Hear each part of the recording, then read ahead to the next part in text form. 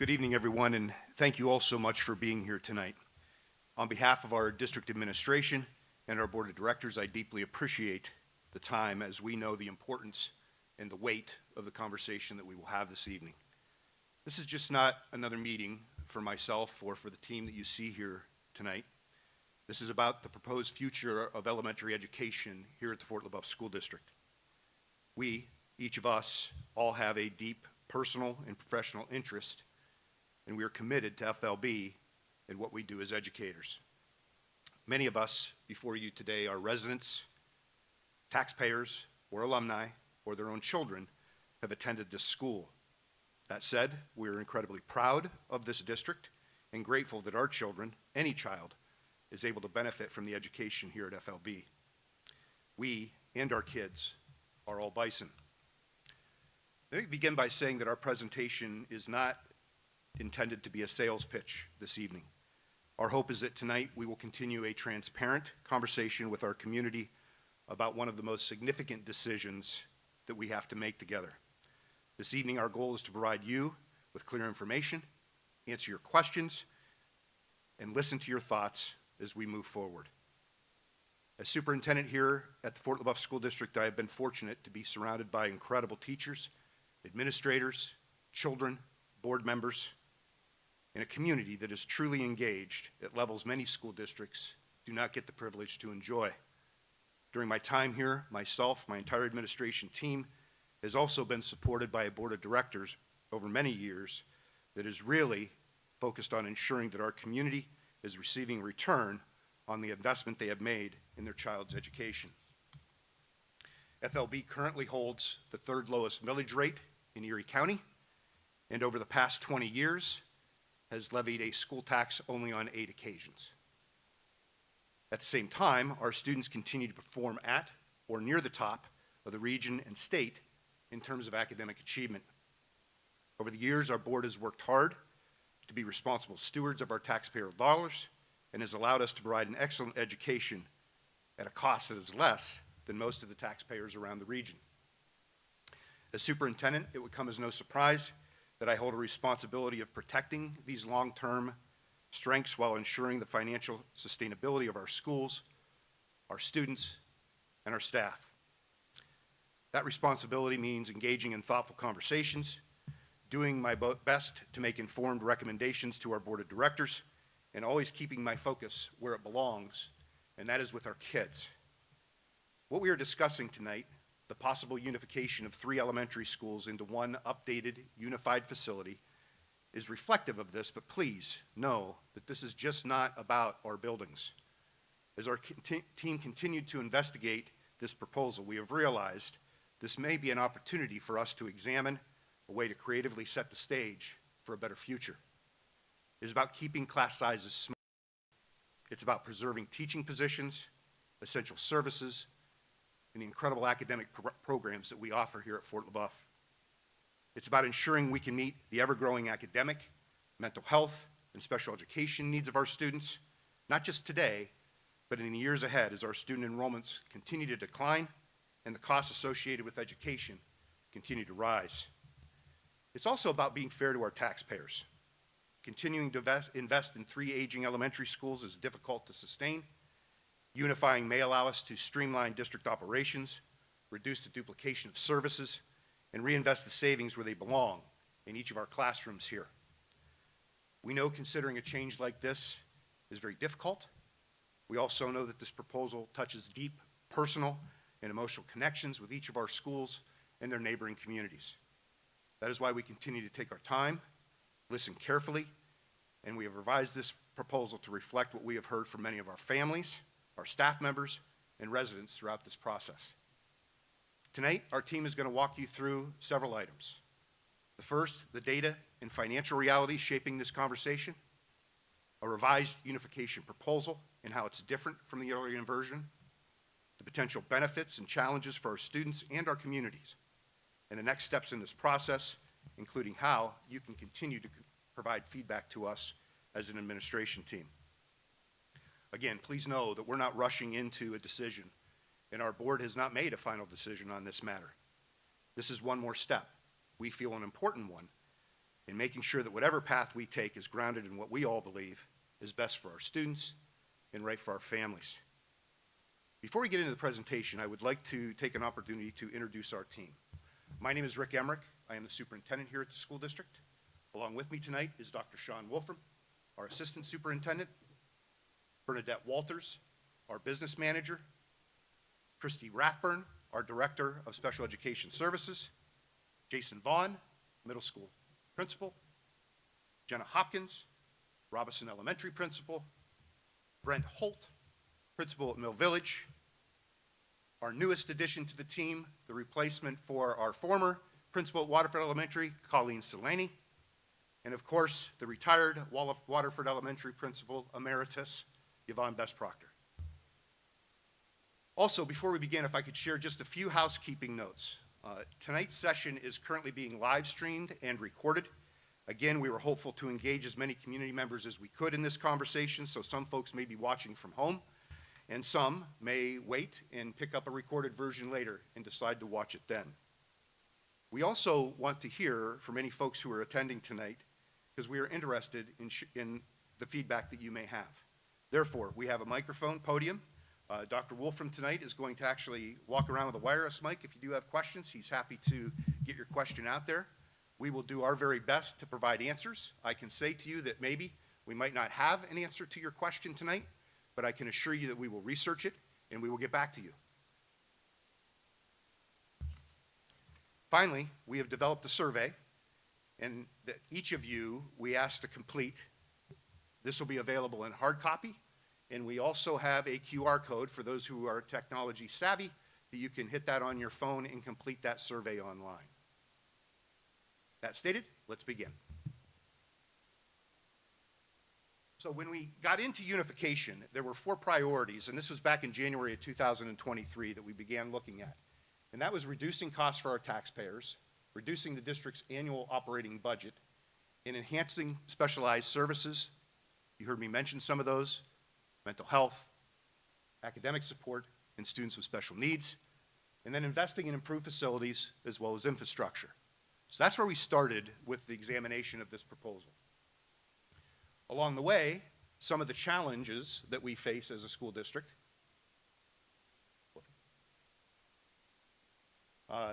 or stressors, we like to call them, are listed here on this particular slide. The elimination of PlanCon, we'll talk about that tonight in detail, what it means for us and our taxpayers. Reduction in fund balance, a decrease in student enrollment, rising operational and construction costs. Everybody has been hearing about cyber education costs and its impact on public education and our taxpayers. And of course, that ever important one, growing student needs, mental health, special education, and academic support. So challenge number 1, the elimination of PlanCon. How many of you have heard of PlanCon? Just by a show of hands. I promise I won't call on you. I see some former board members here tonight. So in 2015-16, the state of Pennsylvania decided to eliminate PlanCon funding for all of the school districts in the state. It was the only state program out there that helped fund district construction, renovation, and repairs. This provided about 30 to 50% in reimbursement for projects. So from 2010 to 2015, that was totaled at about $301 million that went out to school districts. So when that went away in 2015-16, that opportunity for us to get reimbursement was gone. So now everything we do as a school district is relying on the contributions that are made through our revenue in taxpayer dollars. So the result, we are 50% local funded, no more PlanCon money coming in. We have to be able to collect that in order to repair our buildings. So I want to give you just a small story here. In 2016, the high school infrastructure project took place here at our high school. And infrastructure, you'll hear us say that tonight, is HVAC, plumbing, electrical, things that as you look around a school, you're not going to see. They're things that are in the walls, above the roof, or under the floor. So the affordability of school construction has grown significantly, and it's essentially the point where we in education are left with that is what we do in renovations. And we'll talk about those costs associated with that as we continue through our conversation tonight. But our board was very savvy at the time because they thought, in working with our architect, why don't we try to get in under the wire and see if we may qualify for Plan-Con reimbursement in that final year of that state reimbursement program. We were lucky enough to be awarded that money. So you can see here the project that we did here at the high school, again, roof, HVAC, just basic things that make our efficiency a little bit better, was a tune of about $9.8 million, or I'm sorry, $9.87 million. And the Plan-Con reimbursement for that was just a hair over $2.6 million. So what I'll do throughout the presentation tonight is I will kind of capture that in what we know as millage equivalent. And millage equivalent is explained in the amount of money or the amount of tax dollars that we would need to get in order to make up the dollars necessary to do all the programs here in the district. That's broken down into that equivalent that you see there, 2.02, and that's based on our existing millage rate here at Fort LeBoeuf. So what does that mean to you as a taxpayer? That means in order to make up that $2 million that we received in Plan-Con reimbursement, okay, and we chose not to use our fund balance as a school district, that would mean $202 of additional tax per $100,000 it would take to make up that $2 million for our taxpayers. So if you're thinking to yourself, why own a $200,000 or $300,000 home, you can take that and multiply it how many $100,000 your home is currently appraised, or assessed, I'm sorry, not appraised. So our target here was to eliminate long-range capital project cost obligations to our taxpayer. You can see here that this is pretty significant. Next slide. The other challenge that we have is a reduction in fund balance here at Fort LeBoeuf. Over the years, we started back in 2013, and that's what this slide is showing you, with a fund balance of just $19.7 million. Important note, fund balance is not cash that we have in our pockets here at the school district. There are certain amounts of those dollars that are earmarked or required by law for us to have in place in the event that something takes place that we need to take care of financially. But we do have some cash available, but nevertheless, as that fund balance continues to go down, as you see it's doing here all the way up to the June 30th of 2024, we've lost about $2.1 million in fund balance here at the district. Over in the right-hand column here, you'll see what it looks like in terms of our fund balance in a more of a detailed perspective. But it also shows in the green where we have had opportunities where our expenditures were lower than our revenues, and we also have times where our revenues unfortunately did not meet our expenditures, and that happens in public education. It happens because a lot of things occur that changes our initial budget as we go through one particular fiscal year. The one I want to point out here to you, if you notice 2020 and 21, you'll notice a significant draw from our fund balance. I think everybody in the room knows what time period that was in America and in the world, and that was costly for our school district. And that's reflected in the fact that we took over $2 million out of our fund balance in order to balance our budget during those 2 years. So if this trend continues over the next 10 years, we are on average drawing down about $200,000 to $300,000 in our fund balance. So by the time we hit 2034, our fund balance could be down to $13 to $14 million. Now you may say that is a lot of money, and it is. It's money for us. Again, keep in mind that all of that $13 million is cash that we can access. But in a sense of when we go out for bond issues, in other words, to pay for projects that we're considering now, whether it be renovation or whether it be unification, this amount of fund balance that we have gives us favorable interest rates when we go out into the market and fund. That's one of the primary items of that fund balance. The other piece is we may have things that occur here that we need to spend money and make sure that those things, typically in educationally related, are handled. And we'll talk about a lot of those tonight. Next slide. So challenge number 3 is a decrease in enrollment. And I'm finally going to stop talking at you guys and turn it over to Dr. Wolfram. He is our enrollment expert, and he's going to share a little bit about that. Thanks, Rick. So would you believe if I told you that our enrollment over the last 5 years has dropped by about 200 students? Hard to believe, right? But it's true.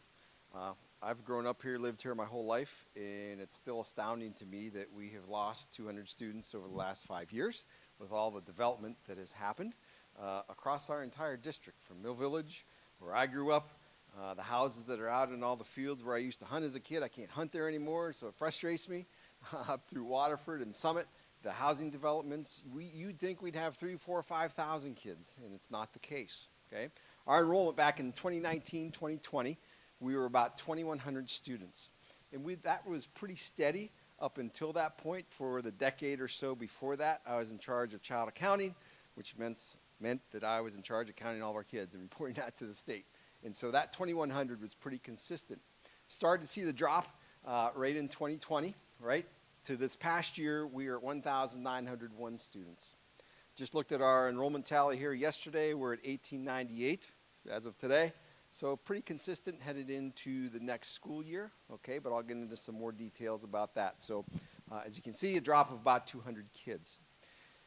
It's not just an issue or a concern here at Fort LeBoeuf. That is across our entire intermediate unit region. That's the Tri-County region here where we live, right? Erie, Crawford, Warren. You can see that back in 2019-20, we were at almost 50,000 students in those 3 counties. Last year, we were down to 47,380, drop of over 2,500 students. So again, not just here at LeBoeuf, it's across the entire region. I see some of you shaking your head. It is unbelievable, right? It's crazy, but it's just the way of the world. And it's not just here in Pennsylvania. It's across the country. It's around the world, right? It's an issue. So let's dive into some detail of what do our class sizes look like. So, okay, this is our graduating 12th grade. That was the kids that we just graduated. We were at 140. Then you can see our biggest class, 185. They're our incoming seniors, right? And then we go down to 146, 160, 69, 51, 46, 48, 33, 45, 43. All pretty consistent, right? Within 20 kids or so there, right? 140 to 160 range. Then you can see where it starts to drop, right? Our first graders, which are now our second graders, 116. Last year's kindergartners, 119.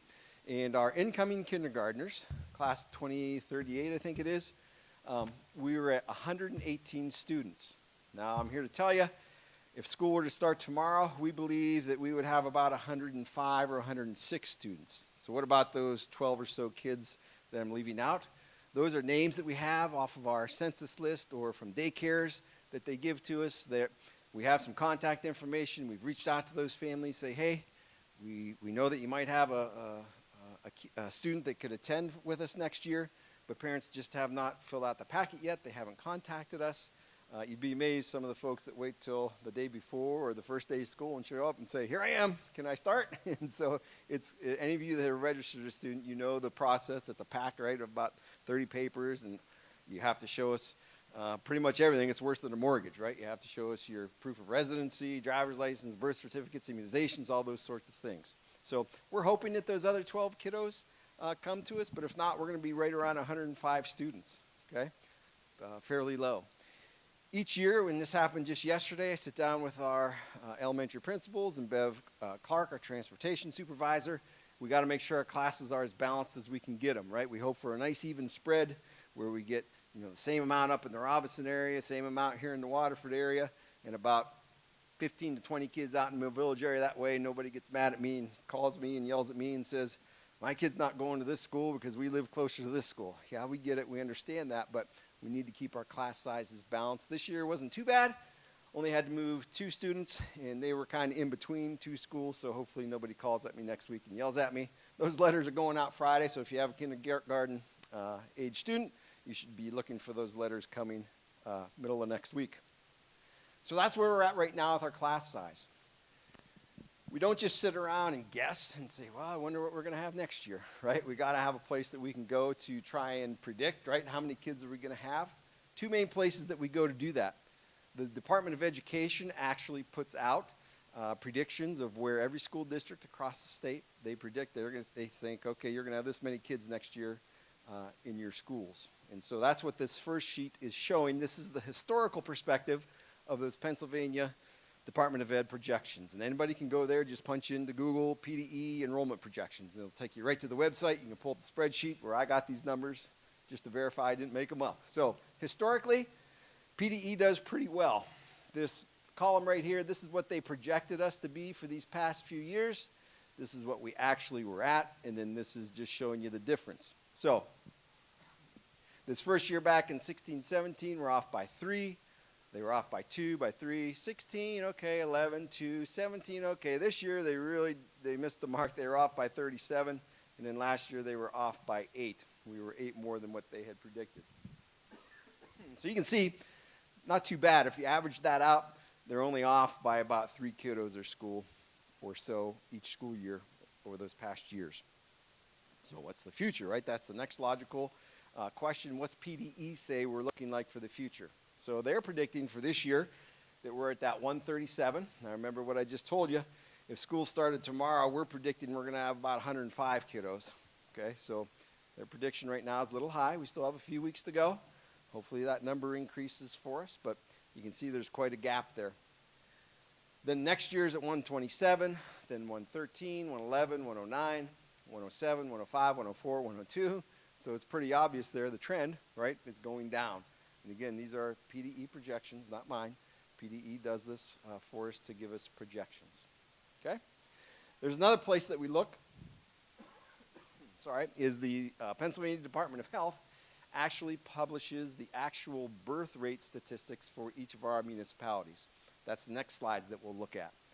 So again, here's a historical perspective. How does the Department of Health do based on the actual births that happen within our municipalities? So back 16, 17, again, same setup. This is what they predicted. This is what we actually were at. Here is the difference. How far were they off? So that first year, they were off by 16, then by 1, by 12, by 16, 20, 2, 13. Again, both of these projections really messed up here in 23, 24. They're off by 27, and then last year they were off by 14. So you can see they're not quite as good, which still doesn't make sense to me. They're the actual birth rates. So that means those kids they're moving out of our district. They're just not here within our district anymore. If you average it all out, they're off by about 7 kiddos. But again, not terrible, right?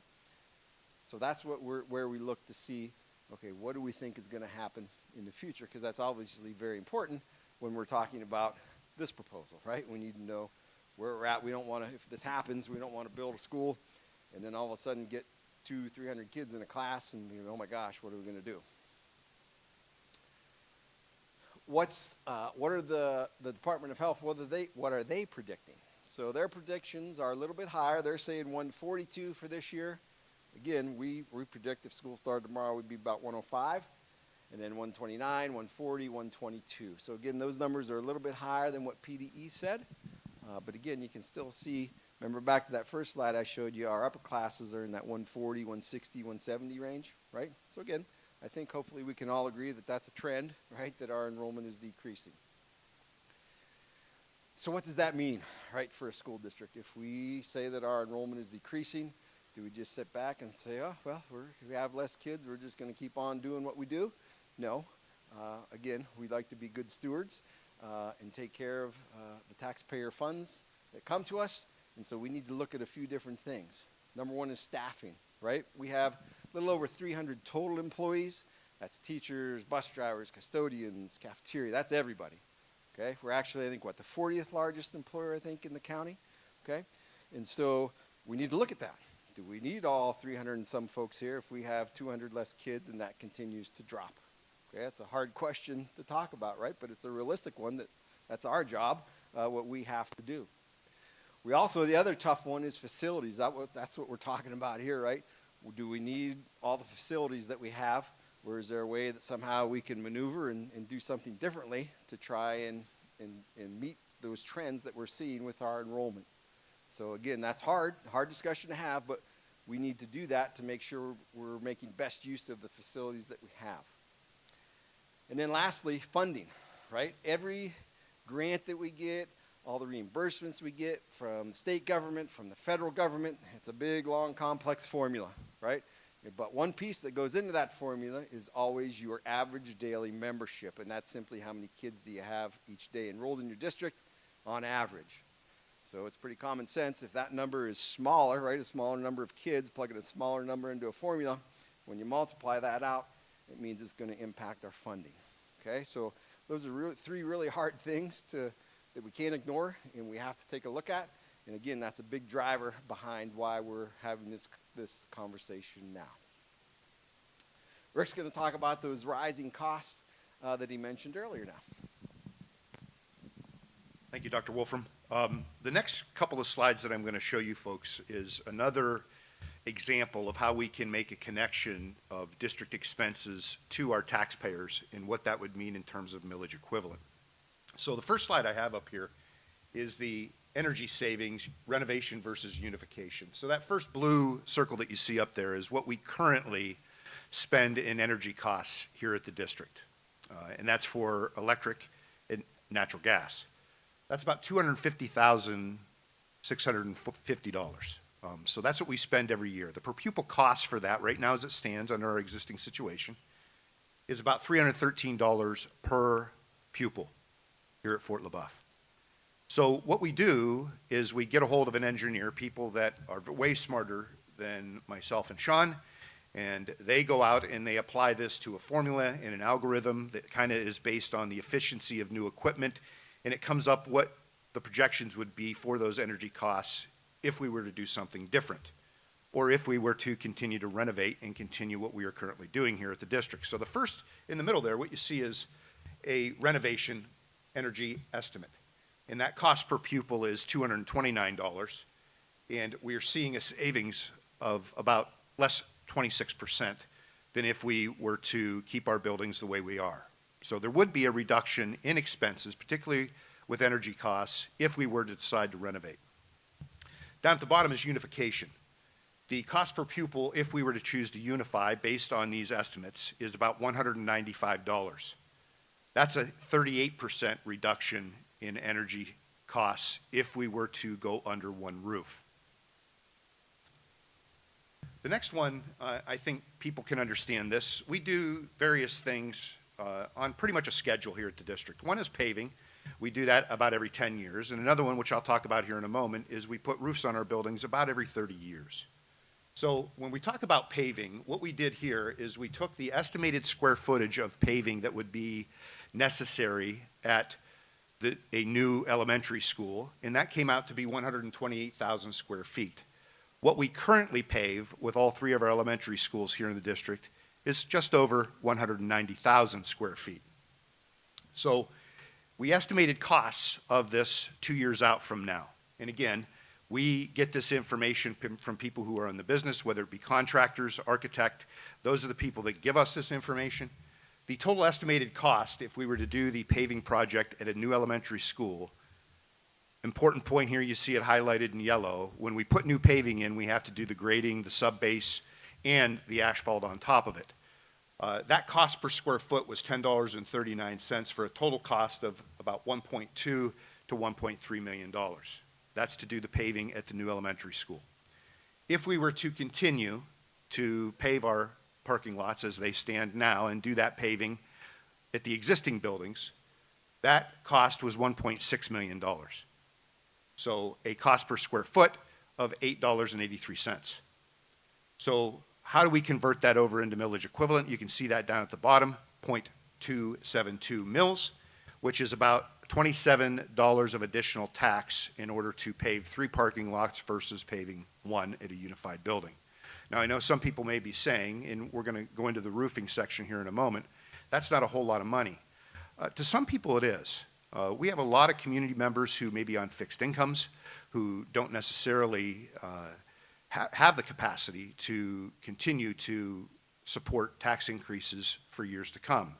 Not saying that tax increases are not necessary. It is the essential revenue generator for any school district. But again, as I mentioned earlier, I think part of our responsibility is to find a way to mitigate that exposure to our taxpayers. So that's the here and now when it comes to paving. So let's take a look at if we were to go out 10 years into the future. And you can see we did some estimates there. If we were to do one unified repaving, we're estimating that out to be about $1.5 million. In all 3 buildings, again, 10 years if we had to do them again, $2.3 million. Now the dollars start adding up a little bit in terms of the millage equivalent and the impact on our taxpayers, or the impact on how we generate that money. $800,000 would be the savings, and again, that's $61 per $100,000 of assessed value in savings if we were to pave 1 building versus 3. Next slide. So we also looked at roofs, and everybody has gone through this process in their life at some time or another in putting a roof on a building. Our roofs are pretty expensive. They've got a lot of square footage. You can see those indicated here. But the first point I want to make is the estimated square footage for the new proposal, which you'll see here momentarily, for a new elementary school. This building that we're proposing is 2 stories. I think you'll see in that design why we chose to do that, but that does reduce the square footage of the building down to 71,800 square feet. The cost per square foot in today's dollars is $20, and the estimate to do that building is about $1.43 million to put the roof on the new elementary school. Again, these are estimates. 3 separate elementary schools, our total square footage is 174,000 square foot. Again, $20 per square foot cost, $3.49 million. That is a savings to taxpayers of about $2.06 million for a $199 equivalent per $100,000 of assessed value. So I mentioned earlier about we do roofs about every 30 years. If you look at this particular slide, this is what we're talking about in this case. Again, same square footage, $3.47 million to do a new roof at a 3% interest rate.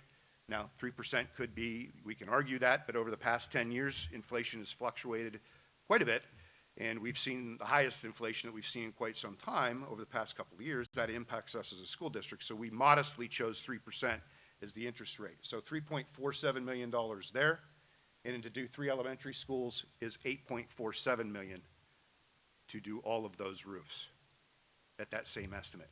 Savings to our taxpayers, about $5 million, or $384 per $100,000 of assessed value. Okay. So challenge number 5 is one that we hear a lot about, and we in public education have rather strong feelings and opinions about.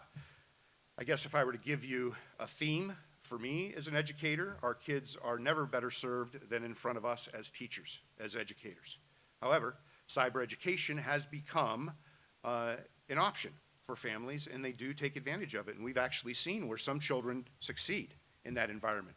In most cases, I think it's difficult for them to be able to sustain academic achievement in that environment, and the socialization impacts of that. There's just a lot of variables there.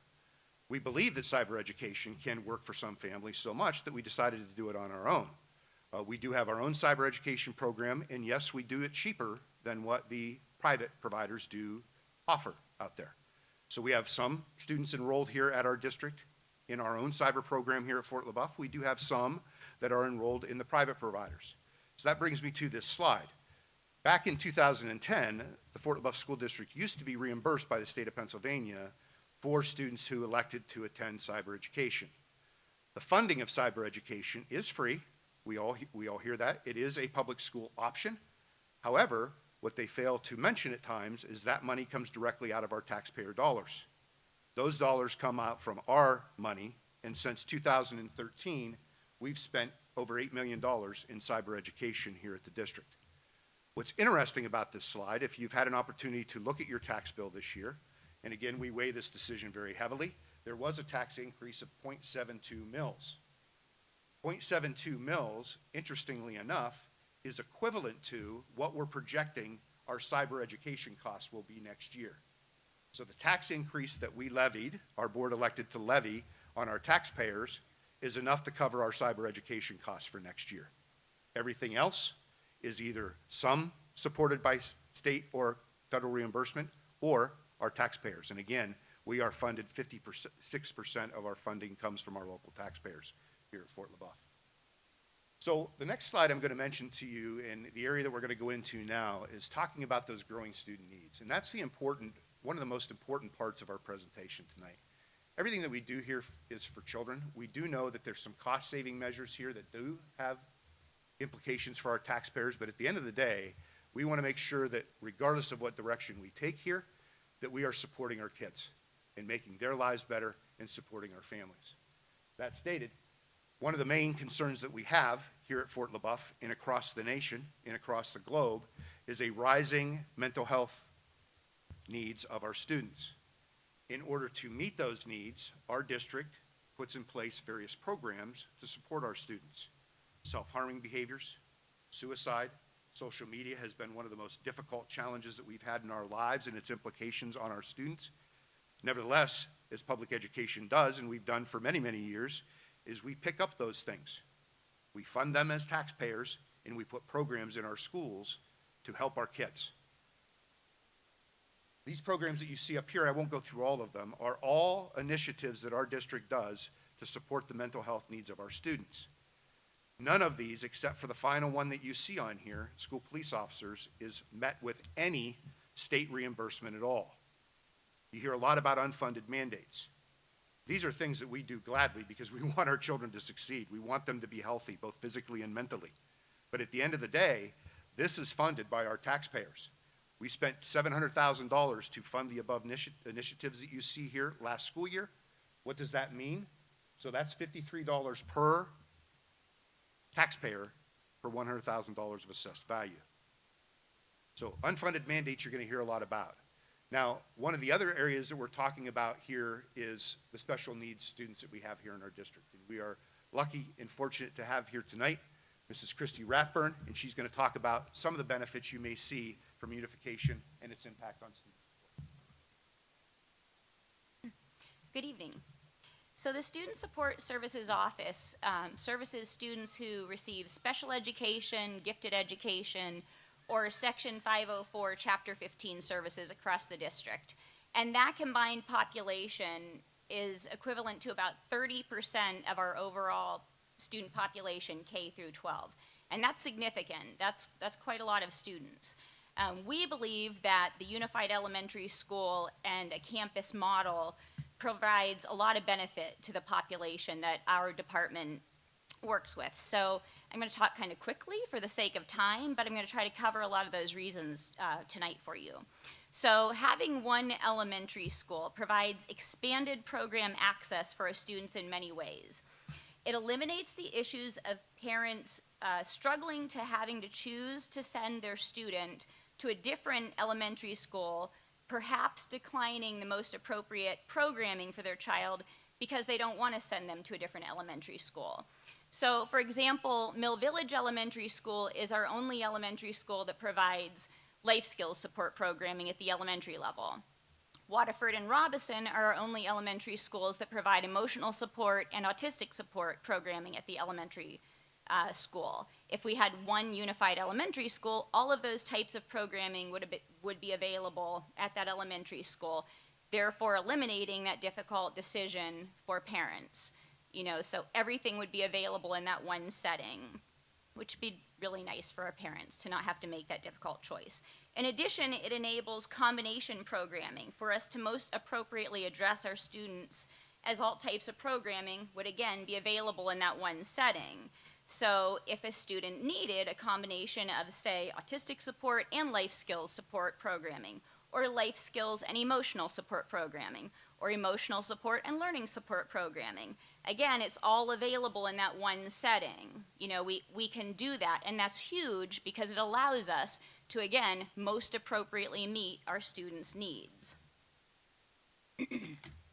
It provides for greater opportunities for students in our low incidence classrooms to interact and participate in activities together more easily and more frequently, whether that be within the elementary school, say for activities such as community-based instruction, or whether that be across the campus, say with our elementary students interacting with our secondary students, whether it be middle school students or high school students in more of a mentoring type model. It provides for greater opportunities for expansion of our Fort LeBoeuf Futures program, which we've worked really hard to develop over the years with OVR, the Office of Vocational Rehabilitation, by eliminating the transportation barrier and allowing us to provide more opportunities for job sites now across our elementary campus. And similarly, it provides more opportunities for the expansion of our high school mentoring program, which currently only the Waterford Elementary students are able to take advantage of due to the amount of instructional time that would be lost to travel time to get our students back and forth from Robison Elementary or Mill Village Elementary, and still making the mentoring time both worthwhile. Both of those programs, Fort LeBoeuf Futures and the mentoring program, they're awesome and extremely beneficial to both the elementary students and the secondary students. Having the new elementary school would provide updated, accessible facilities with dedicated, much-needed spaces for things like sensory rooms, de-escalation spaces, and therapy spaces for our occupational therapists, our physical therapists, our speech-language therapists. Many of those people are currently scrambling in every single one of our schools to find any amount of open space to conduct their therapy. In any given school right now, they could be working out of locker rooms. They can be working out of converted storage rooms because our buildings are really at maximum capacity and there's no open spaces for them to work. Having one elementary school and a campus model greatly improves our efficiency and our coordination of services within the district. It creates more efficiency in our workday credited to less time invested into traveling between elementary schools, providing for far more direct service time working with students and staff for individuals such as our school psychologists, our behavior specialists, our speech language pathologist, our gifted teacher, our behavior specialist, our English language teacher, our assistive technology consultant, our hearing impaired teacher, our visual impaired teacher, our occupational therapist, our physical therapist, our assistive technology consultant, myself, the many teachers and staff that a lot of people don't realize even exist, who spend a great deal of their workday in the car traveling between buildings. Now all of that time that used to be spent in your car traveling between buildings can be spent working directly with students and or teachers and staff. And that's huge. That's a significant amount of time. And we believe that this one's huge. That's really valuable. It keeps our school psychologists and other specialists who are crucial in times of crisis readily available when and if a crisis or an emergency occurs, and they're needed promptly and swiftly right there in a campus setting, instead of, again, wasting precious travel time having to get from one end of the district to another to that crisis. They'll be right there readily available. It provides for easier coordination of scheduling and service delivery with the outside service providers and itinerant staff, such as a lot of those people I just mentioned to you.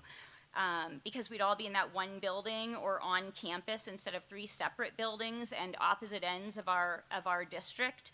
So there's no more working around Tuesdays here, or she's Thursdays there, or he's Fridays there, which can make things really difficult for not just the service providers, but our families as well, when they're trying to schedule therapy for their children or meetings with the district.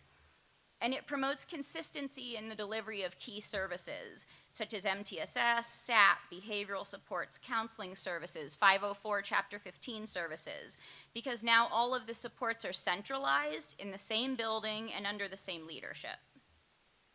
And finally, having one elementary school and the campus model promotes stronger inclusion and opportunities for more successful transitions.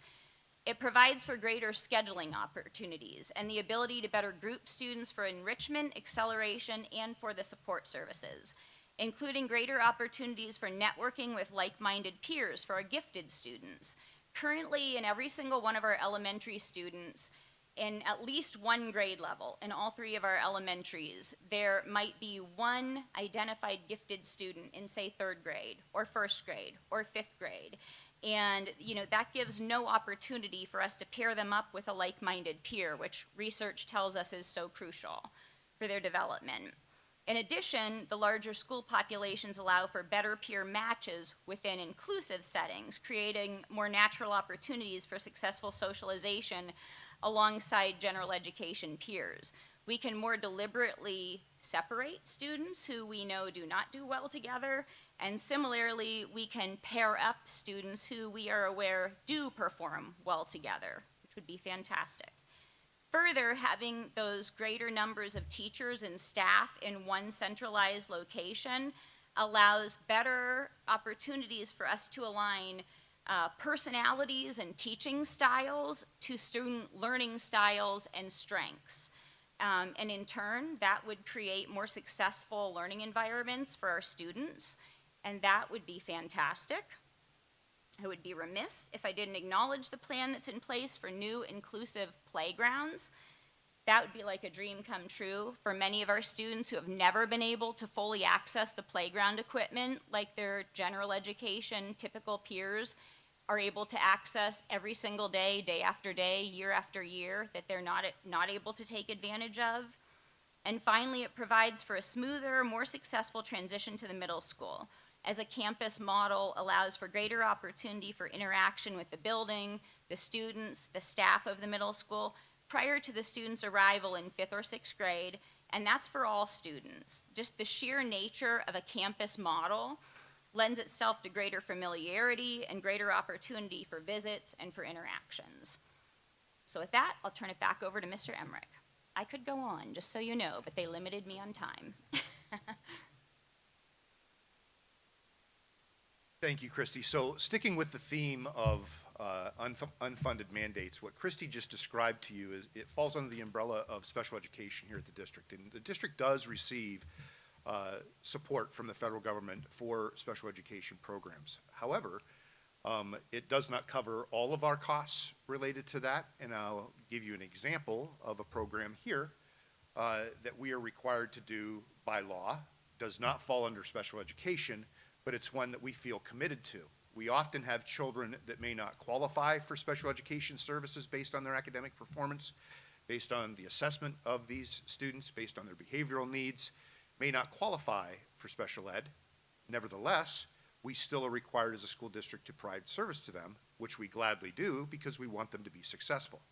So we're talking just about dollars in what that means to fund these projects.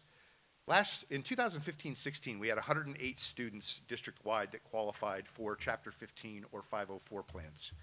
This past school year, we had 137. So the needs are growing. We talked earlier about the growing needs of our students. This is another one. We're seeing a lot more students who are in need of academic support, many students who could be behavioral, but we're seeing an increase.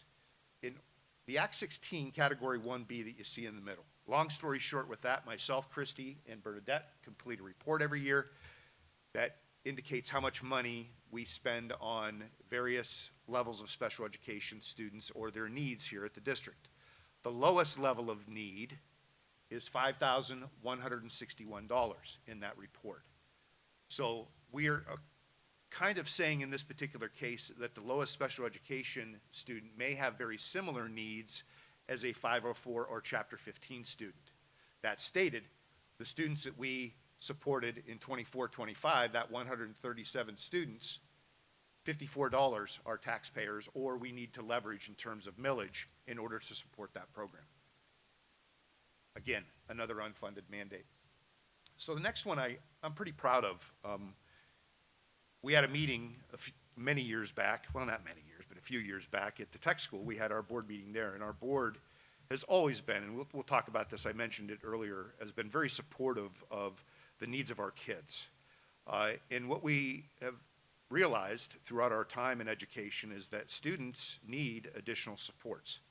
And they need those supports through a research-based type of delivery, one that is based on data, where we can provide that support. What you see here, this MTSS program that we're mentioning here, has really benefited us in terms of the achievement of our student, not just in how proficient they are on these assessments, but the growth that they make each year. So the board has invested in this program that you see here. It's called the MTSS program. We have teachers here who are assigned to that responsibility. They analyze student data. But in order to support that program, this is not funded. This is something that our board of directors, we as a school district recommended, they supported, but there is a cost to that. And you can see $611,000 we spent last school year in order to support multi-tiered systems of support here at Fort LeBoeuf, which we gladly do because it helps our students grow academically and behaviorally. So now's when we start getting into the details of what this proposal was, what it has become, and how it got there through the feedback that we received from our community in the initial analysis of the data that we're sharing with you tonight. So the original proposal that we put in place was back in January 2023. It seems like eons ago. But the initial proposal was a structural renovation of the existing middle school, which we are currently doing right now, relocation of the baseball and softball fields, you may recall that, construction of a K-5 elementary school, upgrades to our bus garage and maintenance building, and the estimated cost of that initial proposal was $68.3 million. Just to give you a little idea of what that looked like, going from right to left, phase 3, you see on the right here, those are our baseball and softball fields. We were going to move those down to the existing soccer fields. You'll hear why we chose to take a different direction today. You go to the center there, that large phase 2 block, you will see that is our middle school, which is currently under renovation in a phased construction plan this year, this summer, and next summer. Next to that, phase 4 was the proposed location of a new K-5 elementary school. And then down on the bottom left, phase 5 was our bus garage and maintenance building. So one of the things we had to consider when we looked at this is what it would cost us as a community to just keep doing what we do, and that is renovate our buildings. Renovation schedules are on 30-year rotating schedules for most schools, buildings that are out there. What you see here, if we did structural renovations of HVAC, plumbing, roofing, lighting, security, all those infrastructure things that we talked about earlier, are the estimates for each of our elementary schools if we did infrastructure renovations at the time in which they're scheduled to be renovated on that 30-year schedule. The cost of Waterford estimate, which is the next that we would have on the docket after the middle school for 2026, was $15 to $6.5 million. $16.5 million, excuse me. Mill Village is scheduled for 2031 for its renovation. The estimated cost there was $13.5 to $16 million. In Robison, 2034, $22.5 to $24 million. The totals for those estimates were between $51 and $56.5 million. So the total renovation estimate, because we have to include the middle school in our initial proposal, which we did, as well as the bus garage, was $71.9 million. So that's if we chose to move forward. That was the total estimate and cost to do renovations of our buildings. So again, I want to mention, because it's important to us, we put a lot of surveys out there. We listened to community members when they called. We had community members come to our board meetings and speak. We listened to the concerns that they had with that initial proposal. We heard them. And we wanted to demonstrate and show you tonight what some of those major concerns were, so you can see those reflected in the revised proposal or the reset proposal that we have tonight. So the primary concerns that we saw, and some of these may strike a chord with some folks that are here tonight, was the student enrollment and the number of students that would go into that new K-5 elementary building. Increased class sizes, that was something we continued to hear about. Location of proposed elementary building, parking limitations, traffic congestion, pickup and drop off of students, length of student transportation times, loss of teaching positions, lack of playground facilities, loss of extracurricular and athletic space, loss of building identities and culture, and the overall cost of the initial campus model project. So we took these items to heart. We went back to the drawing board. We worked with our architect. We worked with our capital projects committee on our board. And we worked with our administration team. And the proposal that you're about to see that Dr. Wolfman is going to walk us through, I want to emphasize, we hope, and we worked really hard, to be reflective of the community feedback that we have received along the way. Dr. Wolfman.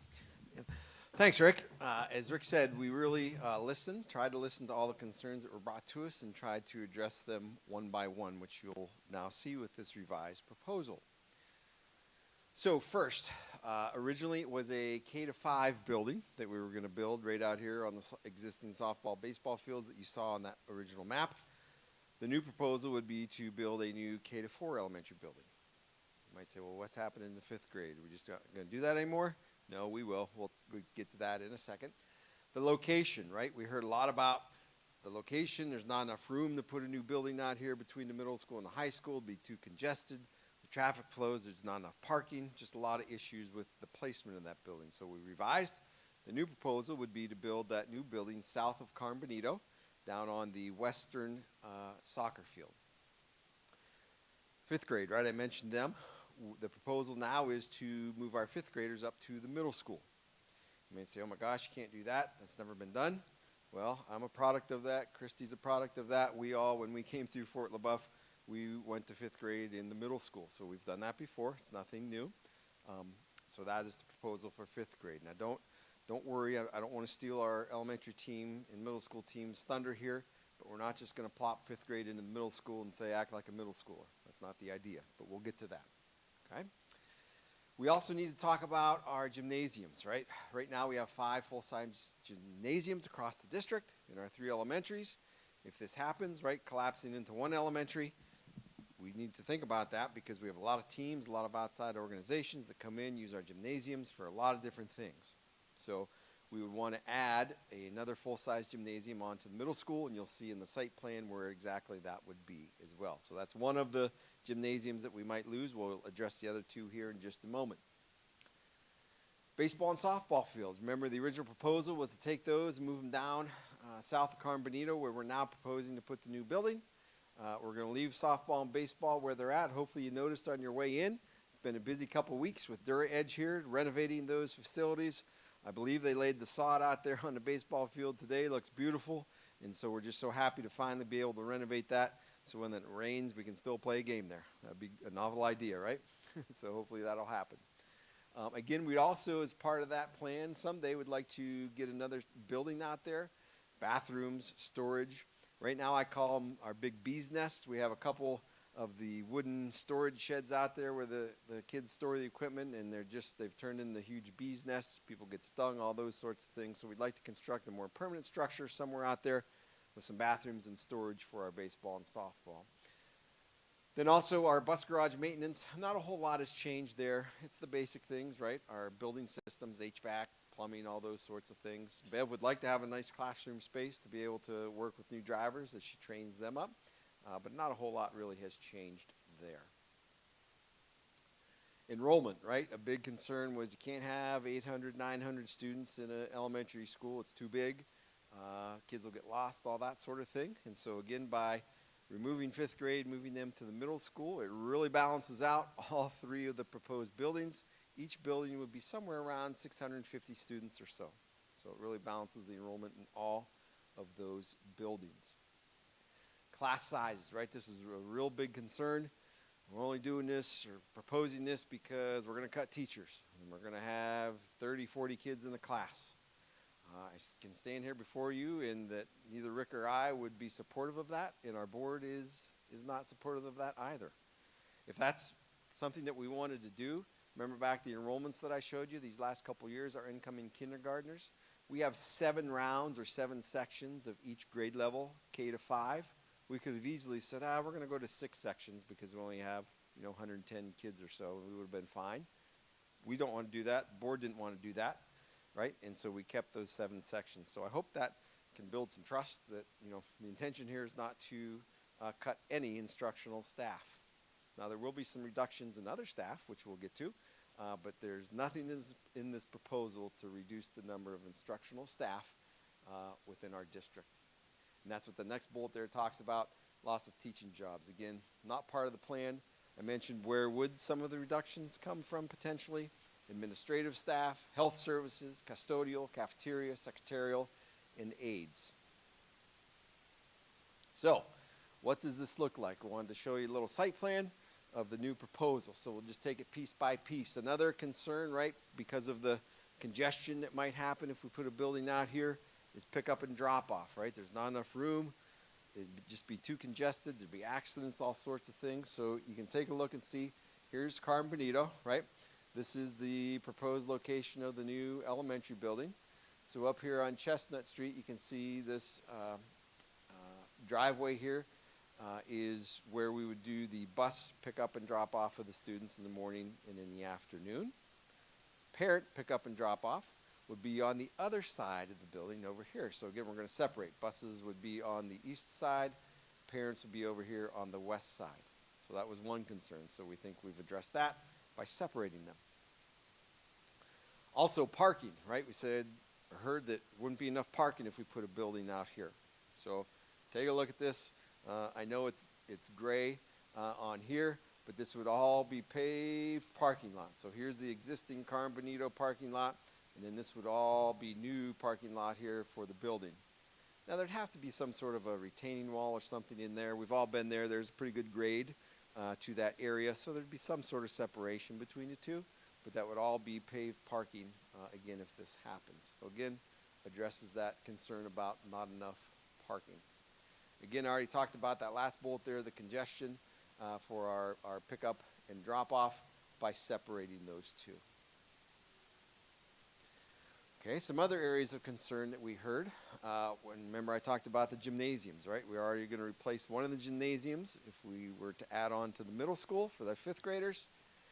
Okay, you can see here that this area is kind of hard to see, but this is actually basically 2 full-size gymnasiums. Think of it more as a community center, an event center.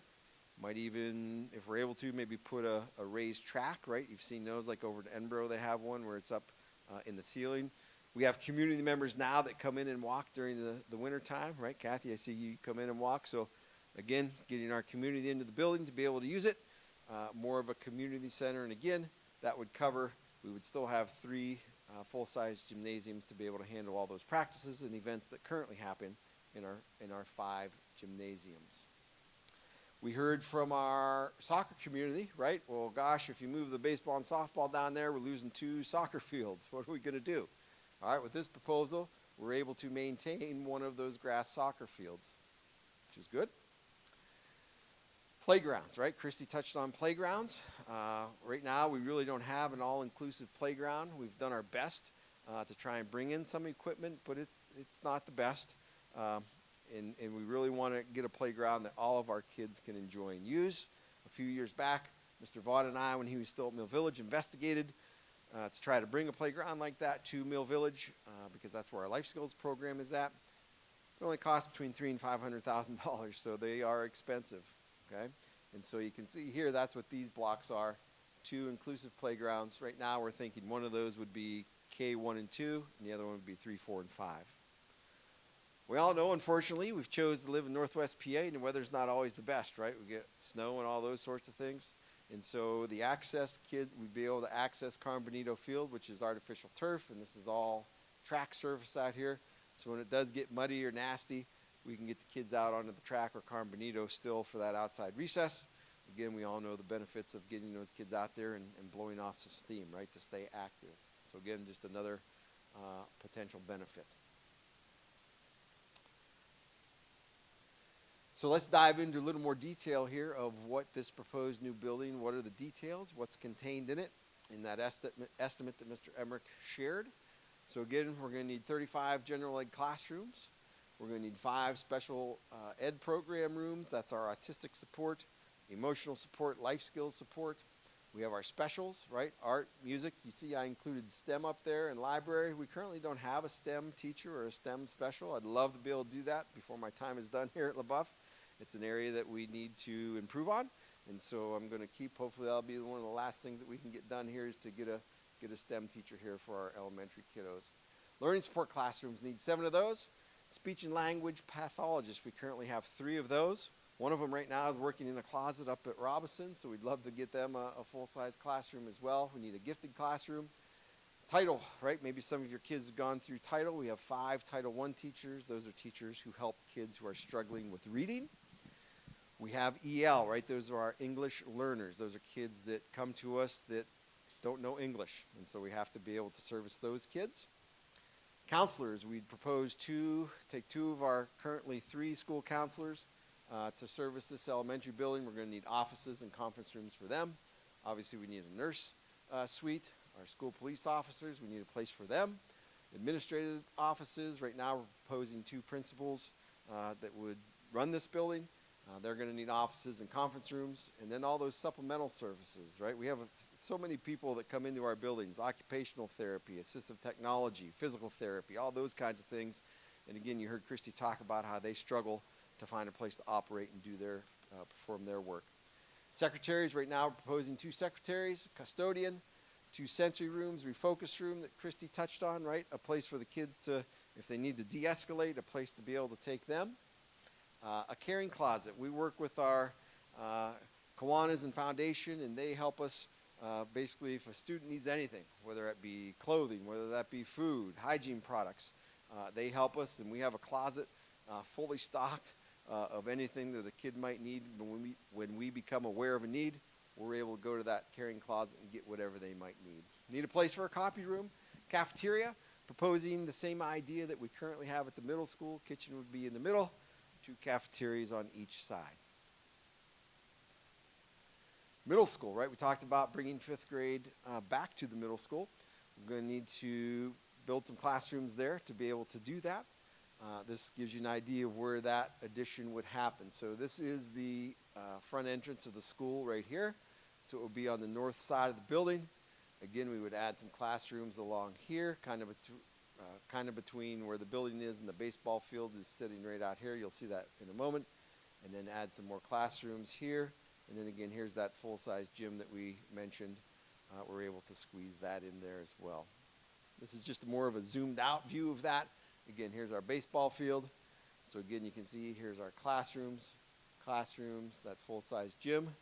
And we'll get to this because remember what that represents. That represents playground. And you say, well, wait a minute, we don't have recess at the middle school. We'll talk about that in a second. Okay? So again, just kind of an idea of what that might look like. So, I didn't steal your thunder, I hope, too bad. Our elementary middle school team, they're going to come up and they're going to talk about those details. Remember, said we're not going to just plop 5th grade in middle school and treat them like middle schoolers. So, Jay, take it away. All right, thank you, Dr. Wolfram. So yeah, what's this going to look like up at the middle school? Currently we plan on keeping the 7th and 8th grade schedule operating the same as it is, a 5-block schedule with specials and PE, health, and we're hoping to add a 30-minute of enrichment or tutorial time. With the 5th and 6th grade operation, it's going to look just like what they currently have in their elementary buildings. We're going to use those large blocks of time for math, science, and social studies that they currently have. And then we'll do the same thing with their ELA, 150-minute large blocks, so they're just working with 2 teachers. We will continue offering specials with art, family, consumer science, and music, and then health and PE. Library we'll use in their ELA times. And then adding 30 minutes of recess again for 5th and 6th grade. Again, they need that runaround time as well. And so that's kind of a quick overview of kind of what the schedule and building would look like schedule-wise. Ms. Hopkins? So one of the first questions I asked myself, and maybe something that you're thinking at this time, is are 5th graders really ready to be at a middle school? And I think we all collectively agree, no, that they're not age appropriate to be in a middle school, which is why that's not the proposal that we're talking about. We're talking about bringing the things that we love about elementary school. We currently have a 5th grade team and a lot of success in our 5th grade kiddos. And what can we do to just bring the success that they have up to this new building? So really looking at those 5th and 6th graders as kind of a building within that bigger building, and treating them very differently than the 7th and 8th graders. So we're proposing to move the structure, the culture, and the schedule up to the middle school to support those kids. And one of our big goals is to reduce change. Change is hard. Change is hard for us. It's definitely hard for kids. And so when they're coming up from 5th to 6th grade, they're going from an elementary school setting, an elementary school culture, and they're going into a schedule that has quite a few more teachers. They're not having that ability to build those connections the way that they did when they were in elementary school and they were only working with 2 teachers throughout their whole day. So we want to continue that culture with that 2-person team at the middle school with our 5th and 6th graders. Currently 6th graders now are operating on that middle school schedule. This proposal would put 5th and 6th grade together, both working with those 2 teacher teams. Research continues to support that those relationships really matter, and positive student-teacher connections can significantly impact students' academic learning outcomes as well as their well-being, which is something we really focus on at the elementary school and definitely as they're heading into those challenging middle school years. We want to keep intact the celebratory activities that really make school fun and make kids enjoy that elementary school feel, like Read Across America Day, holiday parties, Polar Express Day, plays, all of those things. We want those things to come up with them. We think that those are very important. And also bringing back recess. Sometimes We think recess is just an opportunity for the kids to play, but play is a really important aspect of kids learning. And we know, I don't have to tell you, that we really are lacking that time for kids to just play with the technology that they have now. And we see a huge benefit to that at the elementary school, giving them an opportunity not just to go out and get physical activity, which has huge benefits, but really the social emotional benefits that kids gain from being with their same age peers and being able to solve conflict together and just create play on their own without the structure of teachers guiding that. This schedule would also allow, with the teams moving up to that 5th and 6th grade, one of those positions to shift into an MTSS position, which is, Mr. Emmerich talked earlier about that multi-tier system of support. There's a huge discrepancy sometimes between kids who really are achieving on their own at grade level and then our special ed population. There's a group in there in between that really need help and support as well. So that MTSS teacher would be able to support those kiddos academically throughout their day. The other shift, which Sean talked about, was moving, 2 elementary school counselors to that elementary center. We currently have 3 elementary school counselors, and which would allow another one of those counselors to be able to support our kids at the middle school, which we think would be very helpful and beneficial to that population. And with the schedule change of kids receiving specials, those 5th and 6th graders at the middle school, it would actually free up time in the schedule for our elementary kiddos in kindergarten to have an opportunity to have specials, which they've never had before. So we really feel like that structured physical activity and introduction to art, music, and library throughout their week of kindergarten is another added bonus of this schedule.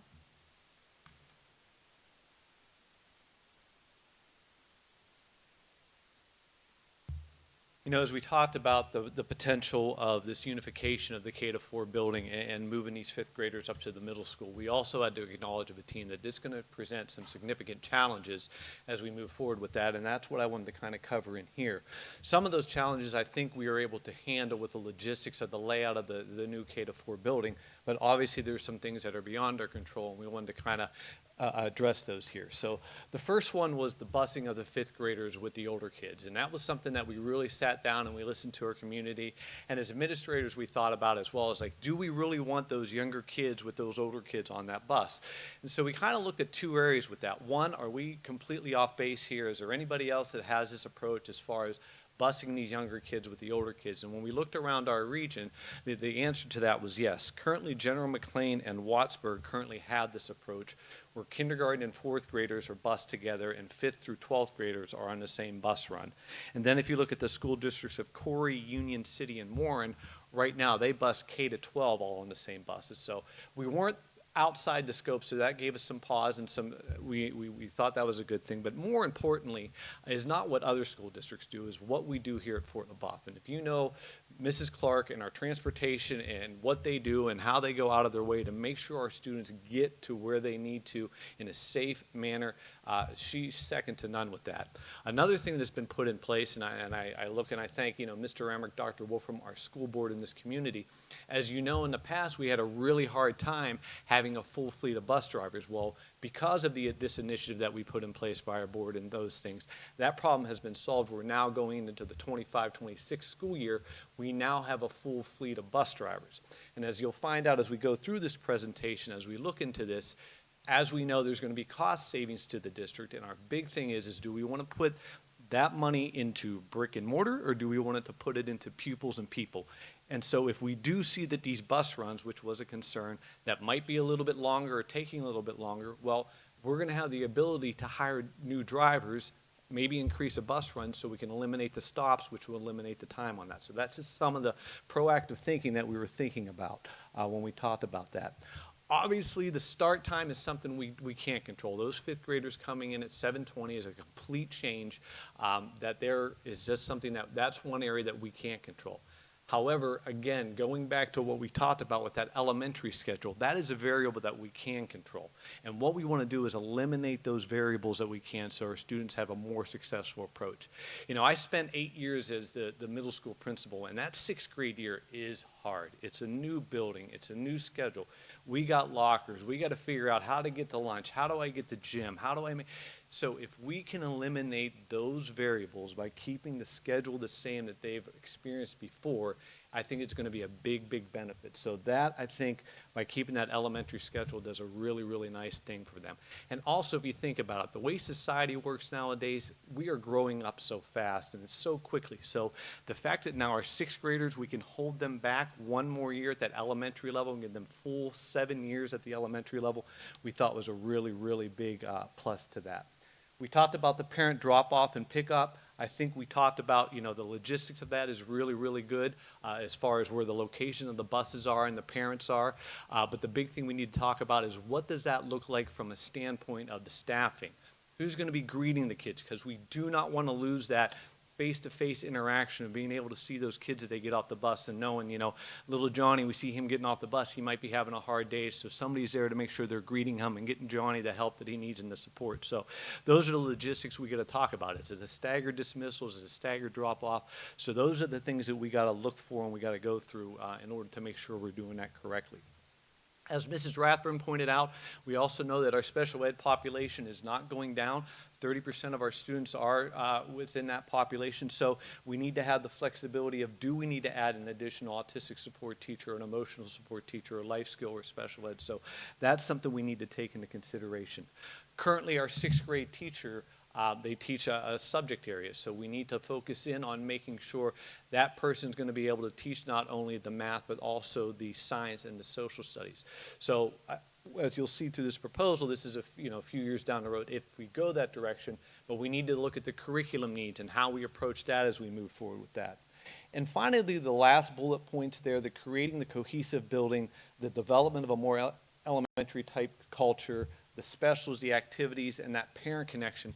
That, to me, is all the biggest foundation that we need to do here, is keeping that cultural piece that we have in all of our elementary schools. Somebody asked me, what's it like being the principal at Mill Village? I said, if you ever see that, that Hallmark movie that has that elementary school at Christmas time, well, Mill Village is like 10 times better than that, but in my mind. But then whenever I talk to Jenna, and I've been at Robinson, and I've been at Waterford, guess what? All of our elementary schools are like that. And so taking those cultural pieces and working with our community and working with our parents to bring that feel up to that 5th and 6th grade group and then transferring it to that K-4, that is a foundational piece that I think we have a lot of good components in order to do, and I think we can be successful. But it is a challenge that we need to take and look at very seriously as we move forward. So with that, I'll turn it back over to Mr. Emmerich.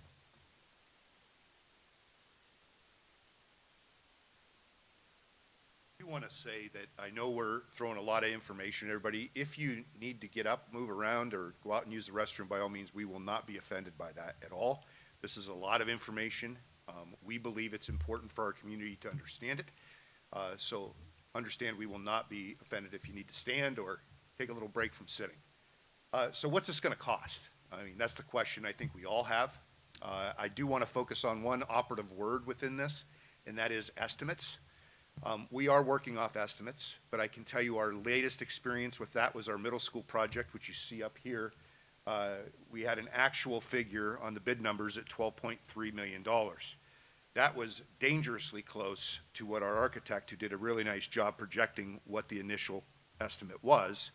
We are a little bit higher on that number for one or two specific reasons. One, we elected to add new bleachers into our high school as part of this project. You will see those. They are now handicapped accessible, and they actually have railings as you walk up there now, which was a huge addition for us. We contemplated over the years, how do we make people safer there, and that was necessary to do. And we also got a new curtain. If you're a student here at Fort LeBoeuf, you remember at times we do separate the gym, and we did need a new curtain in there. So that's why we were off a little bit on that estimate, because we as a district added some of those numbers. So that's important to know, because what are those estimates going to do in the future? So the 5th grade edition here, $7.5 to $8 million. The new elementary school, we're estimating at 113,504 square feet.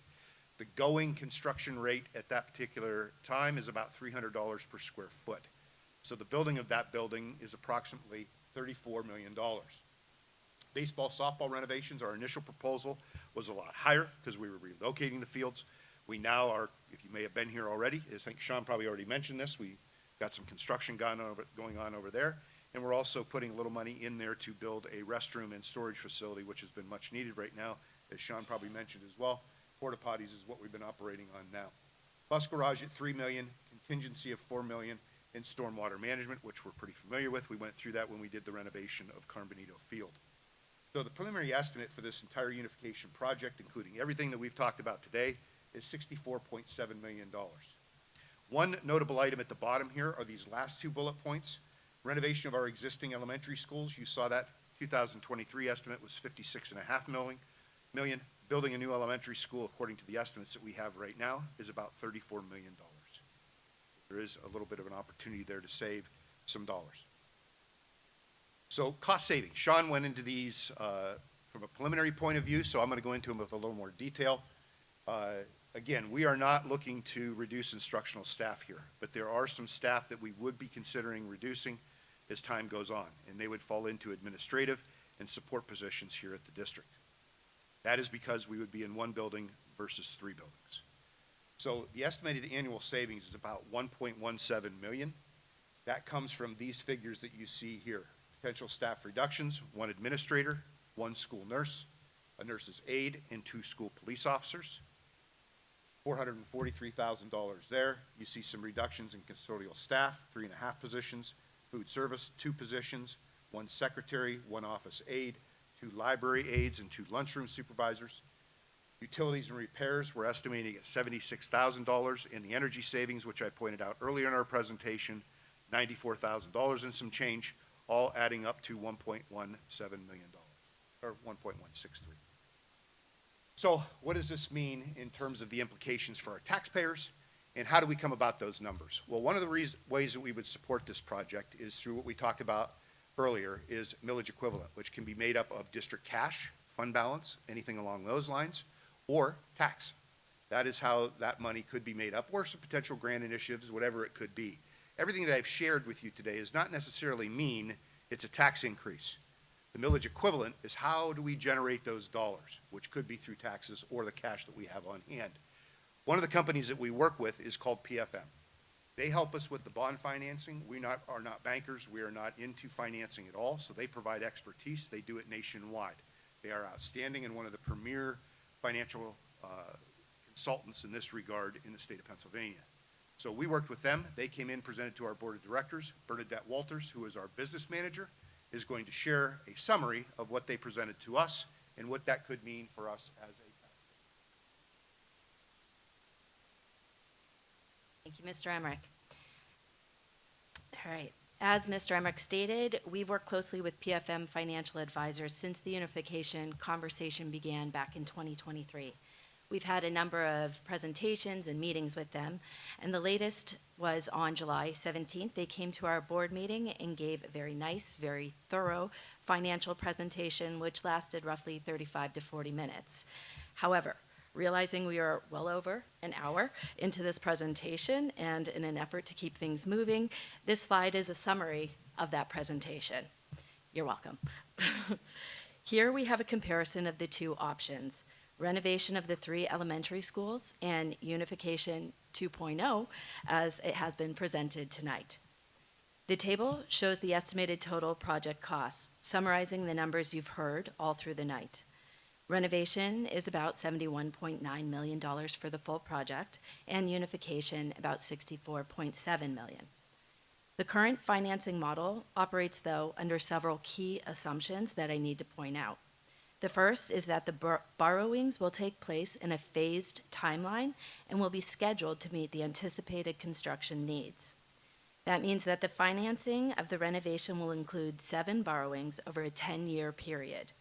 The first has already occurred, timing up with our middle school renovation project, which our borrowing began in October 2024. The last is scheduled for the renovation for January of 2035. Hard to think that far in the future. The unification plan has a scheduled borrowing of 6 borrowings over a shorter period of time. Once again, this has already begun. Whatever decision is made, we've already started with our middle school renovation. So over the next 4.5 years, the anticipated borrowing for the final one for the unification would be April of 2029. All calculations and illustrations are based on the current interest rate environment, and as the second column shows, The use of district cash is not in the finance calculation. When we're talking the estimated gross millage equivalent, we're talking about what's needed for the annual debt service payments. 3.49 millage equivalent for the renovation project and 3.10 for unification. Estimated annual indirect savings that Mr. Emmerich just touched on will be realized for the unification project alone. And that happens when the new elementary school opens in the 2029-2030 school year. The difference between the renovation and unification plans nets the savings, and it's circled in blue for you. This difference of 1.29 mils is an important factor in the discussion and the conversation for this decision. But as this next slide shows, the district will look to smooth out the needed funds. We need to plan accordingly so we can be prepared. This is an illustration using the formula and timeline provided by PFM of what the district will need for the debt service payments over the next decade or so. Looking at the local effort needed per $100,000 of assessed value for both projects. This is where I need to remind you that this can be generated for either project through a combination of revenue increases and expense decreases, which is why you see the language of local effort needed and not just simply tax needs.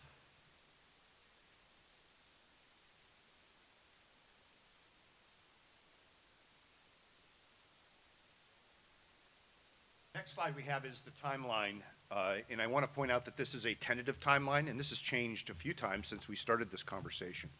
But phase one of this project for the unification has been from 2023 until this point today, in which we're continuing to gather information. Phase two is the middle school infrastructure, which is already underway, and that construction is taking place now, summer of 2025, and it will continue. They'll pick back up in the summer of 2026. Phase three, you see here, is a combination of the fifth grade addition and the new K-4 elementary school. Obviously, we would not want to build a new addition if we weren't approving unification to move forward into a K-4 building. So a couple of things to point out here. The first bullet underneath that phase three is the section 701.1 hearing. That is required of school districts in the state of Pennsylvania. It is a hearing with our community, not essentially like we're doing today. This is an informational session, but the information is going to be presented to our community in a very similar manner. And that is tentatively scheduled for February of 26. From that point, our board would review and approve to go out to bid in February or March of 2026. That means they authorize the administration to begin working with the architect and the engineer to begin the final designs of the building. Okay?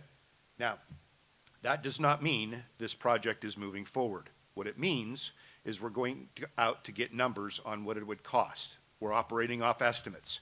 There always is a possibility that remains that something could go crazy between now and then within pricing, construction materials, that would cause us to pause and take a different direction. But nevertheless, they would go out to bid in September because the architect and engineering design would take from February until August of September. The award of that would be in October of 2026 if that's the direction the board decides to go. Construction, late fall of 2026 to August 28 for the fifth grade edition. The new elementary school would be April 27 through August of 2029. The other item you see in there in bold is the other hearing that districts are required, and that's any time we would elect to close a building. There is a hearing that must be conducted with our public. That would be advertised, well-published, and obviously that invite would be extended to each of you here, as well as all of our tax-paying residents here at Fort LeBoeuf. Phase four, construction of the maintenance and bus garage, March 2030 through August of 2030. So that is the tentative timeline. Okay? So again, let's review. We got into unification for the reasons we hopefully showed you this evening, to reduce cost for our taxpayers, to reduce the district operating budget, enhance specialized services, and of course invest in improved facilities and infrastructure. But there is a compelling why. And that compelling why has less to do about buildings, less to do about finances, and more to do about kids. We believe that this project, after we've reviewed it for the past 2 years, could lend itself to advancing a supportive environment for our kids, as many of us pointed out in our conversations tonight, and enhance educational opportunities. So, in supporting an advanced environment for our kids, I'm not going to go through all this slide, but there are advantages that we're seeing. One is safety and security. We can upgrade the safety and security in that building. We also can improve the crisis response because we are on one campus here. There are a lot of innovations going on in security, from restricted access to AI security cameras that are now being developed. Those are things that we will consider. Also, the centralized safety training and mental health services of our kids. Christy actually alluded to that in her presentation. A very nice benefit that could develop from unifying our schools. The other is strong community and well-being. Modern flexible facilities promote community pride. We also believe that welcoming spaces strengthen peer and teacher relationships, boosting student connection, engagement, and safety, all things that we talked about in our 5th grade team also talked about this evening. And a greater sense of belonging. Our kids in one community could develop a greater sense of belonging among their peers. So how could we enhance educational opportunities? I'm going to turn that over to Mr. Holt. He's going to cover that. Thank you, Mr. Emmerich. In method of time here, I'm just going to hit this very quickly, but really we look at 3 main areas where we feel the educational opportunities for our kids would be enhanced. Number 1 would be the modernization of the classrooms. You know, Dr. Wolferman in all of our meetings, he always talks about our job as educators is to make sure that we're educating our students for the future that they're going to be going into. And so with the idea of updating those facilities, those classrooms, you know, we've talked about bringing on a STEM teacher here, we feel that this would be a really positive step in that direction. We also feel, you know, with something new, that idea of that community, there would be an increase in student motivation.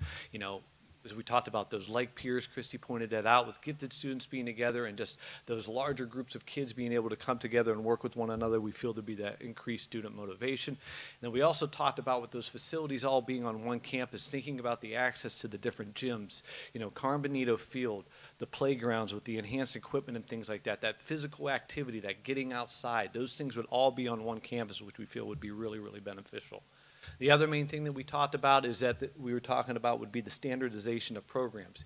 You know, right now, obviously, we do very, very well at the elementary schools, but just thinking about having all of our teachers under one roof to be able to have that conversation in between classes of walking across the hallway to talk to one another, or walking out of the parking lot, or having a common PLC where we're all on the same page with how we're delivering instruction, how we're utilizing our benchmark data. I think it just all goes for us to be able to do our jobs a little more efficient and be better prepared for our students. And finally, just a resource allocation. And Christy really hit this really hard. You know, having our people where they need to be when they need to be there. You know, I look at Krista Dawn, who travels from Robinson down to Mill Village, and just those things. That travel time does take a lot. And we know how winters are here. It's the last 12 months out of the year. We get 20 feet of snow in July, it feels like sometimes. But that takes a toll in just that time frame alone. So I think if you put all those together, it's just a proactive approach that allows us to really promote what our students need and really promotes the future of our district. And so with that, I'm going to turn it over to Mr. Emmerich. So we are here at the home stretch. So ultimately what we have garnered from our study of this proposal has been that we think that FLB can be stronger if we are together. And all those things that we talked about, safety, efficiency, and academic achievement, require careful planning. We are committed to transparency in providing the facts to our community. We shared those with you tonight. That careful planning and support will continue, but ultimately this is a decision that needs to be made related to not only our board of directors, but the feelings that we get from our community. We want to be good stewards of taxpayer dollars. We have proven that we have done that time and time again, and we want to ensure a successful transition, whether or not that be a unification into a new elementary school or continuing renovating our buildings here at Fort LeBoeuf. Either one, we know that we have great staff, teachers, administrators, and we can perform in any scenario. So with that, we are now at the point for questions, comments, feedback, anything that you guys would like to throw at us. And Dr. Wolfram is going to take the, hold on, we're looking for it. Ah, there it is. The mic, and we'd be happy to answer your questions at this time. The only thing I didn't hear this evening was what would happen to the 3 buildings. Have you looked down the road as to possible uses, who would buy them? Would there be costs to the district for any remediation for asbestos, the sewer plant in Mill Village? Are there costs that will be incurred for anything like that? That's a great question, and we did not mention that in our presentation this evening. There's a couple reasons for that, and this is a great question because, again, I know I say we're not engineers and we are not real estate agents either, and we're not in the business of real estate. So our plan is to communicate with the Realtor Board and look at the different options for those buildings. I can tell you that the idea would be get them back onto our tax rolls and sell those buildings. In terms of who would buy those buildings, that's tough for me to say. You hear a lot of times the first thing people say is, oh, they're going to make it into an old folks home. But I know that there's other opportunities here ranging from early childhood education to different opportunities. Manufacturers may be interested in those buildings. But that is something that will continue under our examination, under people who know this business and know it better than we do.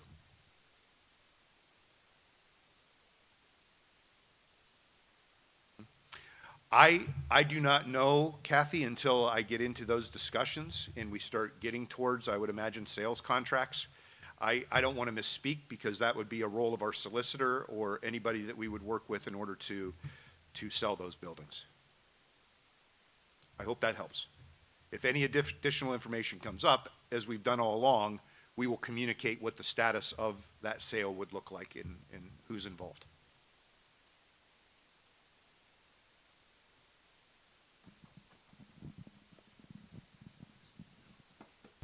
Thank you. Rick, Yes, sir. my question is that if I understand correctly, being on the board in the past, if the current board does approve this, doesn't this proposal have to go to the PA Department of Education to be finally approved? That is correct. And they can actually put the kibosh on this and say, no, we don't like the way it's set up. We want you to do this, do that, whatever. Isn't that true? That is. They can require modifications, John. I've never had that happen in any projects that we've been involved in, but any construction plans need to be submitted to the state of Pennsylvania Right. for approval. So the board, so you haven't sent anything to them yet? No, no. Okay, waiting for the final approval for the board. That is correct. We will not begin the final design of this project. What you see here are schematics. Yes. So the final design of that project involves not only our architect, but our engineer as well. And that won't begin until they give the administration the approval to go out to bid. That's when we are officially saying, design this building so we can take a look at it. And then the next step to that is, what do the bids come in at? Right, okay. And then on your one slide that has all the good positives, I would like to add an additional positive. Okay? And that is that a unified elementary school on Read Across America Day, the Cat in the Hat will only have to go to one building instead of three. Well stated, and that is absolutely 100% accurate. Yeah. Any other questions at all?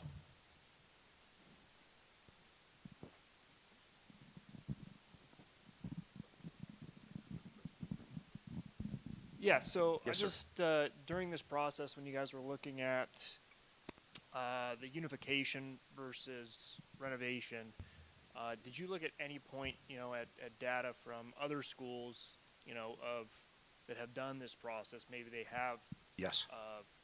put several schools together. And what did educational performance or student outcomes look like when you moved to a much larger school from small rural schools? That is a great question, and I appreciate you saying that because we didn't mention that in our presentation. I think as we move forward, we need to share that. Last school year, Sean and I identified school districts at the time that were buildings with 800 students or more that were similar in terms of student performance.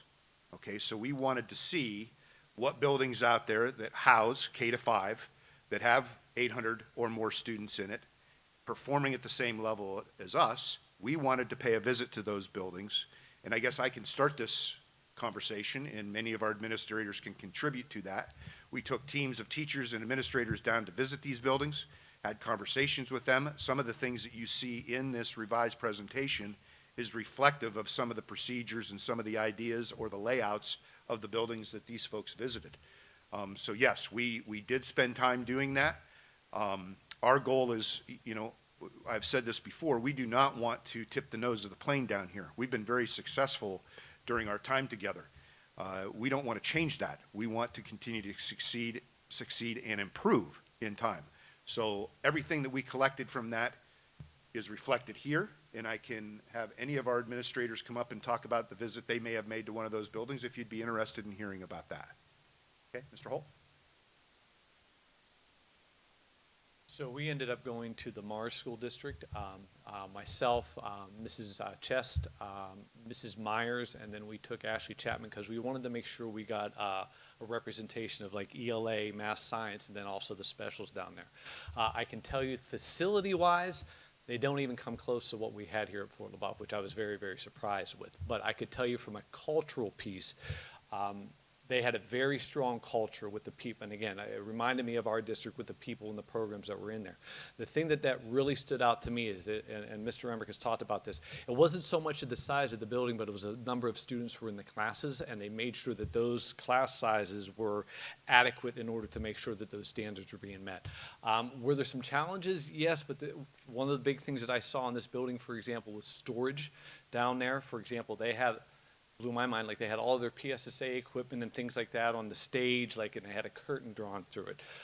So that was some of the negatives that we saw. Some of the facilities, you know, I looked at the title teachers, so they were in almost like a closet. It was like just a cement block, a very small room that wasn't, I thought, adequate to what Fort LeBoeuf had. So some of the things that we brought back was the layout of the building, making sure what we saw as far as, you know, the classroom size and things along those lines, making sure that we're putting those physical pieces into place so the buildings match the educational programs that we have here. So that was a big take that I took back from it. But going back to, if you remember what I talked about with that cultural piece, that was the thing that really stood out to me. It wasn't so much the facilities that were making it for the kids. When we got there right when the students were arriving. All the teachers and all the aides were out there greeting the kids as they came off the bus, and they knew one another, and there was high fives and those things. So you could tell that leadership really spent a lot of time putting that cultural piece into place, which to me is what we have here, which is why it's so important that when we make this move, that cultural piece transitions. So again, it wasn't so much the brick and mortar that we saw there, but that cultural piece was very, very solid, and that was the big thing that stood out to me, is making sure we keep that as we move forward.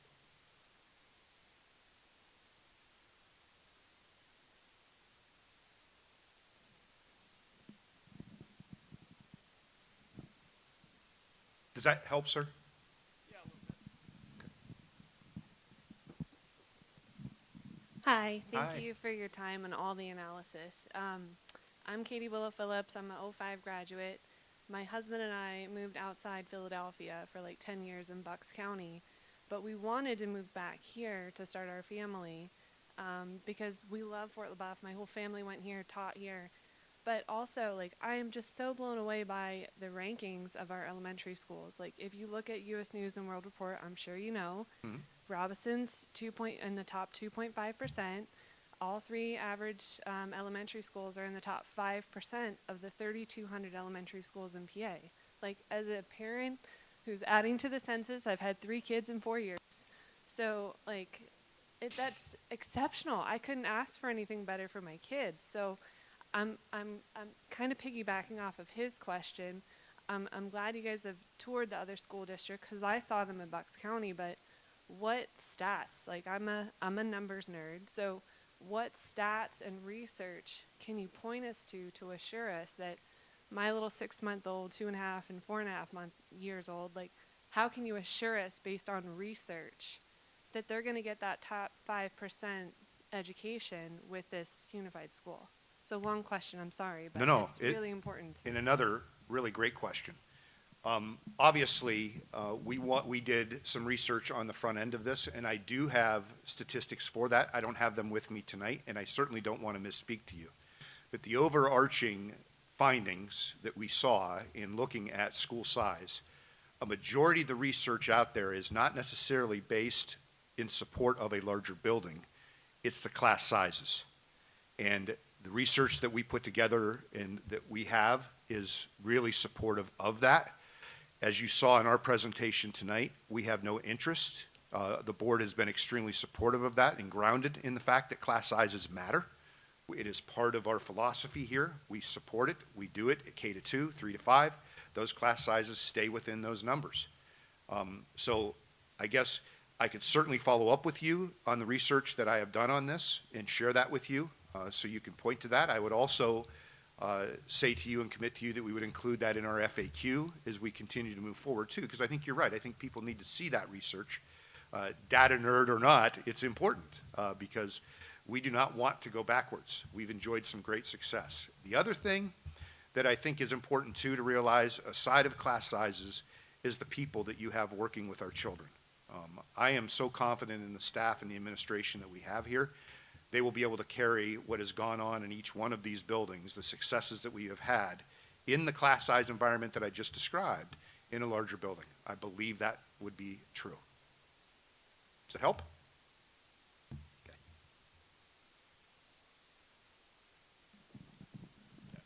I have a few more questions. Sure, sure. So one being, when this was first discussed, so I understand this is primarily driven by a budget issue and the shrinking class sizes. Was there another approach that was considered at all before unifying, as far as there's nothing else that could be done to the existing schools to reduce the cost or the structure of the way they're being run currently? Yeah, that, again, I appreciate that question. What we looked at on the front end of unification was the estimates that I shared with you here on the renovation of the buildings. And we wondered if we could do it cheaper because, like I said earlier, it is partially about dollars and the preservation of a financial future and sustainability of our school district, okay? So in looking at those estimates and looking at what we see now, we see it could be more cost effective to build a new school. In terms of, could you repeat the second part of your question again for me, sir? Yeah, I mean, so the existing buildings, let's say they stay operating, was it ever considered, maybe there's things that can be done, we don't need to be renovating an entire building if we're only using a quarter of it, or you know, we don't need X amount of parking lot space if the occupancy is only 20% of what it's actually meant to be. Things like that. Was that ever looked at as, can those existing buildings be cheaper to run than they are currently? Knowing that the student load is going to be decreasing over the years due to these projections. That is not something that I think we've ever done formally. Reducing the occupancy in a building, if we went straight enrollment, like Dr. Wolfram had mentioned earlier, we would have to move kids from all over the district to populate those classrooms. If they're vacant, we're heating, cooling of those vacant spaces. So we didn't look at that as being a financial benefit. And again, as I mentioned earlier, the sale of those buildings would be the best return for our revenue if we were to get those back onto the tax rolls. Sean, you have anything to add to that maybe?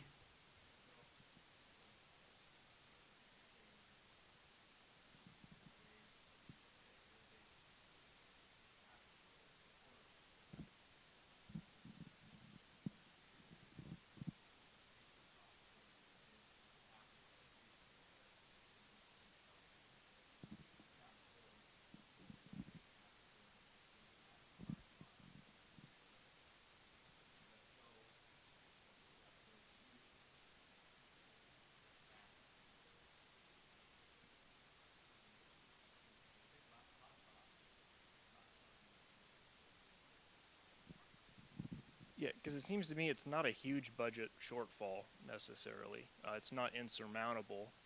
So I would be scared that we jump into a big new school construction project, maybe preemptively. Because if you look at this community, I kind of believe it's a little bit poised for growth. Maybe enrollments are dropping right now, but people really want to move here. And that's kind of handicapped by just some economic and development issues here in this area. So if that gets unbottled and then all of a sudden we have growth again, is this really the right choice? Or are we basing it off of a trend that, you know, is that really going to continue for the next 20 years? So I personally don't know that I would feel confident enough saying I think those trends are very clear. Like, you guys are totally right at what's happening. I think you're thinking about the right things, but I'm not totally sold that that is going to be the future of the town.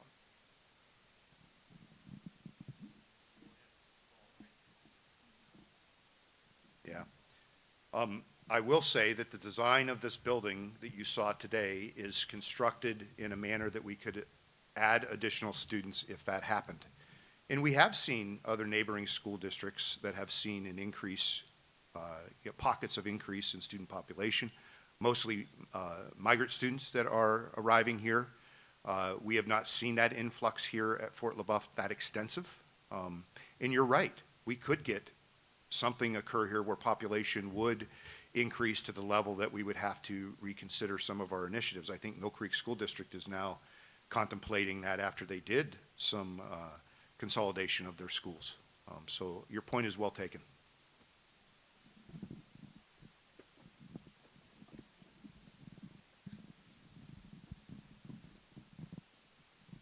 Hi there. Hi. We're fairly new to the Waterford area coming from Fairview. I feel like in terms of the numbers of students, it is a little bit comparable to, with this new project, what we had at Fairview Elementary. And we had a good experience there. Anyways, this has been very informative. I appreciate this. I was just wondering, has there been any investigation or talk about how this would affect the two main routes, like Route 97 and Route 19, which are already somewhat daunting between people passing crazily and wildlife, things like that. So for me personally, it wouldn't affect us because we would be going to Waterford and live close to there. But I'm thinking about families that are in like Mill Village and Robeson, having their children traveling along those routes on buses back and forth, and just the traffic in general. Has there been any kind of talk about how that would affect those routes? Thank you for that question. We have not done any traffic analysis. I will share that our district is over 110 square miles. We currently are transporting along Route 97 and 19 right now as we transport our kids. And we currently are taking some students from Robeson to other school buildings because of the fact of our enrollment and balancing those enrollments. The other thing is we're already transporting those students when they reach middle school age and high school age along those same routes out here to Waterford. So I think that, I mean, obviously I'm not going to discount your question. I'm not sure if that's something that it needs to be contemplated or not, but I'll be happy to put some thought into it. But to this point, we have not conducted any type of traffic study.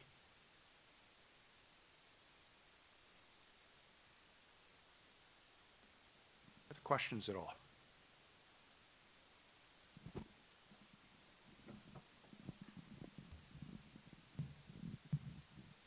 Just one clarifying question on the 5th and 6th graders. I wasn't quite tracking.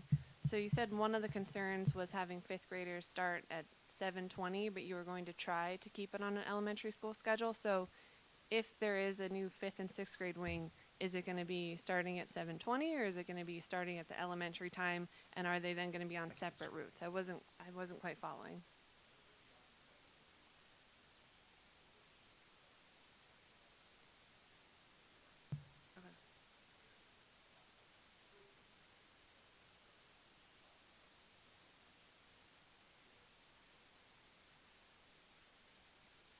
Yep. Got it. Okay. Can I ask another? Okay, great. On the model, kind of what he was touching on with the having 3 elementary schools and then building the one unified school. So we'll still carry those schools until we sell them to whomever at whatever date is TBD. But you can't just defer all of the maintenance. So with a $1.1 million annual savings, that's assuming that the schools, the original schools, don't have any needs, like the roof doesn't fall in, the parking lot doesn't crack. So have you pressure tested the models to assume if there are major expenses to keep those buildings afloat essentially until you can sell them, because that $1.1 million is going to go by very fast if there's an issue in any of the buildings. When you saw the dates for the 30-year renovation up there, those are pretty standard. So Waterford would be our first building, and there are concerns there with the roof. There's been many capital upgrades that we've had to consider in doing that building before we get to a renovation project. So in looking at those three buildings, right now, I guess an example I can give to you is right now we mow about 30 to 40 acres here. Okay, so we did not calculate the hours that go into mowing grass, but you can imagine there's cost associated with that. Fuel, people, travel time, all those things are associated with that. So I don't, the objective is to sell that building the buildings as quickly as we could and get them back on the tax rolls. There does exist the possibility that we keep them for a period of time. I don't think there's anything within those buildings that would require a significant capital projects investment right now, here and now, in order to put that building on the market and sell it.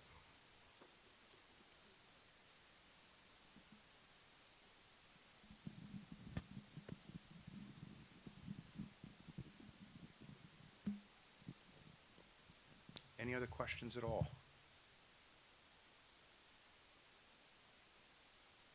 I do want to say, as we prepare to part ways here, that Sean and I, this administration team, is available for any questions you might have. The survey QR is up there. We do have hard copies of the survey. If you'd like one, we'd be happy to hand one off to you. If you would be willing to bring it back to us, that would be great. We'll also be posting the survey online for those who are in attendance tonight, so they can look at that at some point as well and choose that. Your feedback is extremely important to us. I can't thank you enough for being here this evening. This was a lot of information. You were all very, very patient, and we're grateful for that. Oh, Karen? Yeah, go ahead. Go ahead. Just when you were talking about visiting the other school, you went to just one, or you went to others? Okay. If you guys would like, these folks would be happy to elaborate on their experiences there as well. Questions? We're here for as long as you guys need us. I so. mean, your mind is like sometimes just running as you sit here and listen Sure. to so much, like you said. But one thing that occurs to me that's a question is just putting that many kids in an area, disciplinary stuff, things like that we really didn't talk about when you have that many kids together versus campuses that are spread out. What does that mean? What did they tell you? Did they come from areas that were spread out and then they consolidated so they could speak to that? Or was it basically just go and look and see what their operating Sure. thing is now? You know? I will say, and this is not research-based, just observationally as an educator, and I'm sure I could pull our discipline data to support that. We have far less discipline occurrences and behavioral complex problems at the elementary than we do. It tends to get higher as we go up. Yeah, correct. And they are, and we understand that. And again, as Sean pointed out in his part of the presentation, we've balanced that enrollment between all of our facilities now if this does come to fruition. So we're looking at just over 600 kids for each one of those buildings, which is helpful in a sense, as we talked about earlier. But I do want to give our administrators a chance to talk about the visits to the schools that they went to as well, because I think that's a great point. Yeah, I visited Hain Elementary School with my team, and they were, I don't have my notes with me, I wish I did. I would say they had about 800 and some students. So again, that was when we were talking about the building being much, much bigger. I will say when I started at Robinson, I think I had 440-ish kids. Yvonne, were you ever over 5 or close to that number? Okay. Yeah. Yeah, so I guess that when we're talking about the number that we're talking about now, it definitely calms my nerves of what we were originally talking about, 800, 900 kids in a building. And when we had you know, I sometimes think about that when we had 440 or 450-ish kids in there. It was just me. I was the only administrator that was involved in that. And so the idea of having 2 administrators and thinking about having 600 and some kids together, it doesn't intimidate me or make me think that that's not something that we could manage. When we talked at the elementary level at the Hain Elementary, they had, I think, one head principal, an assistant principal, and then an interim principal that went between their middle school and their elementary school. And they were busy. I feel like 2 full-time administrators in a building of 800 is a lot. And it was, but they didn't express concerns, disciplinary concerns, as much as I feel like they really expressed concerns for the number of meetings and things like that. But again, I feel like that building is much bigger than what we were talking about. But like Sean and Rick said, they were functioning very well academically. They were doing very well. And so we had a great experience going down there and seeing their building, learning from them. I will say the Fort LeBoeuf facilities are significantly better than what we saw down there. So that's also encouraging, because we would not be looking at, you know, moving into a building that was, I guess, as old and outdated and outgrown, I would say. Like Brent had shared, they were sharing classrooms, you know, maybe 3 special ed teachers using one room. That's not something that we're talking about. And that would happen if we were coming together. You want to talk about your visit? Thanks, Jenna. So I went to Montour Elementary School, and they had just shy, like 2 kids shy of 1,100 students in the building. 2 administrators, you know, they had 2 school counselors, and it ran very well. The principal was with us the entire time we were there, and we were there through lunch. So we showed up, we were able to see their drop-off, have a great team out there, like Mr. Holt talked about earlier, that greeted all the kids as they came in, and it was the same thing. It was high fives. They felt very welcome. They came into the building. They actually had the YMCA program at their school in the morning. So parents could come in, they dropped them off. That was a paid service that, you know, the parents paid for, but still, those kids were already there that morning, and then they got their breakfast, and they ate, and they went on their day. Discipline did not seem to be any different than what the 3 of us have always faced. You know, it wasn't like it was an excessive number of kids. Everything ran smoothly. There's one thing I know about Fort LeBoeuf for being here for many, many years. They do things right. And, you know, like we have a multiple tier, you know, system of support. They didn't have that at Montour. And that MTSS program gives those kids in the middle that extra support they need. And this district has invested in that, and it's really helped our kids. And I know that they plan to keep that in place. But Montour didn't have anything like that at that point. That was something they were looking into. They were great for resources. We talked with teachers. Like I said, we saw the arrival. We talked about what dismissal looked like. We saw how the parents were, you know, they parked or they continued through a loop, depending on what they wanted to do. And then they came up and they got their students and their children. The administrator that we talked with, he was actually hired the summer that they opened that brand new building.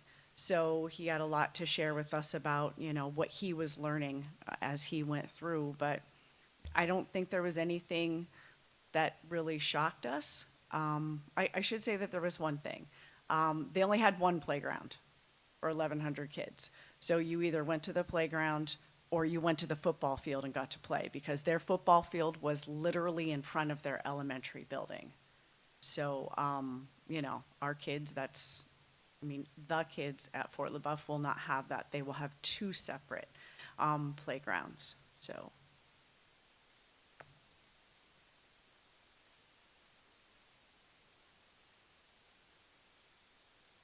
Any other questions at all? Okay. That said, again, grateful that you were able to join us tonight. If there's any follow-up questions that you may not get a chance to answer tonight, please call us. We're happy to at least work to answer your question or provide the information that you're looking for. Thank you for coming tonight. Jenna has the hard copies of the surveys. If you are interested in taking one with you or fill it out here, that is certainly your choice. The online version, obviously more expeditious, easier to complete, and we appreciate your feedback. Thank you.